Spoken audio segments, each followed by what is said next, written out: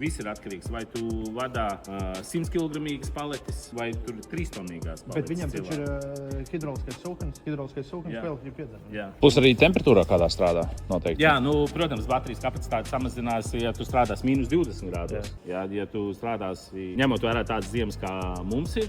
Kur zemē silts? Kur zemes silti, jā? Mums palastā ar menu, kā mums ir jūra, mums ziemā viņa atdziest un vasarā vēl ir augsts. Nu, jā, tāpēc saku, ņemot vērā tādas ziemas kā mums, lielam iespējam uz bateriju nebūtu. Jābūt, bet, nu, jāatcerās tas, ko jau es iepriekš teicu, jā, glabāšana ārā, nē. Viņam ir jābūt vismaz tajos +5, +7 grādi. Jā, jo ar šiem te kāriem arī ir mums klienti, kuri pa saldētavām mauc. Minus 18 grādi. Jā. Tad vienīgais jautājums, cik viņš ilgi izturēs, cik ilgi baterija būs. Jā, un tas, es saku, tas ir no intensitātes. Teiksim, mūsu gadījumā mēs varam pajautāt mūsu džekiem, cik bieži mēs, jo mums viss, ko mēs kraujam, mums paletes ir vismaz tonna uz augšu svara ziņā. Mums apjoms arī, es neteiktu, ka ir maziņš izmantošanas ziņā. Līdz ar to Kad mēs viņu vienreiz nedēļā varbūt vienreiz nedēļā. Mums viņš ir vajadzīgs kā dežūra tāds kariņš. Mums ir vairāk ražot, mums ir 4 ražošanas cehi, līnijas. Mums vajag tā, kad piebrauc noved nost gatavo materiālu. Mums nevajag viņu krautfūras.